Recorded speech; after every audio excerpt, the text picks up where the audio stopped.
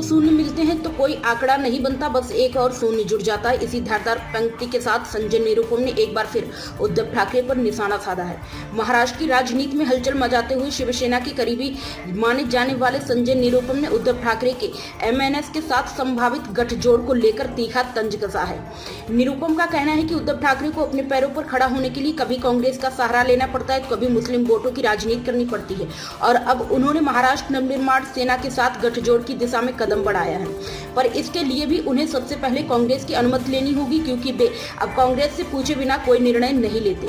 निरुपम यही नहीं रुके, उन्होंने उद्धव ठाकरे और राज ठाकरे दोनों पर कटाक्ष करते हुए कहा, दोनों घाटे में चल रही पार्टियां हैं, राजनीतिक रूप से ये खत्म हो चुके हैं, अब महाराष्ट्र के हित की आड़ में ये केवल अपना राजनीतिक हित साधने की कोशिश कर रहे हैं। उनका स्पष्ट आरोप है कि जनता ने दोनों दलों को नकार दिया और अब ये अपनी राजनीतिक जमीन बचाने के लिए एक दूसरे का सहारा ढूंढ रहे हैं। महाराष्ट्र की राजनीति में यह बयान ऐसे समय में आया है जब आगामी चुनाव को लेकर गठजोड़ और समीकरणों की चर्चाएं तेज हैं।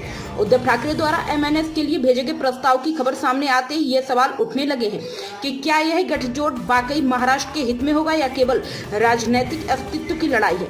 संजय निरुपम के इस बयान से राजनीतिक गलियारों में एक नई बहस को जन्म दे दिया है। अब देखना दिलचस्प होगा कि कांग्रेस इस मुद्दे पर क्या रुख अपनाती है और एमएनएस इस प्रस्ताव को कैसे लेती है।